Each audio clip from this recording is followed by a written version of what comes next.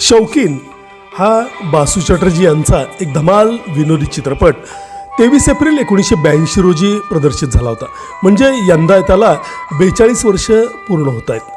पिकल्या पानाचा देठ की हो हिरवा अशा पद्धतीची महती सांगणारा हा 3 बुजुर्ग मंडळींच्या धमाल विनोदावर आधारित चित्रपट. अशोक कुमार, उत्पल दत्त, ए.के. हंगल या तिघांनी आपल्या अभिनयाचा परमोच्च बिंदू गाठत या चित्रपटामध्ये अतिशय सुंदर अशा भूमिका साकारल्या. सोबत जोडीला तरुण होते मिथुन चक्रवर्ती आणि रती अग्निहोत्री.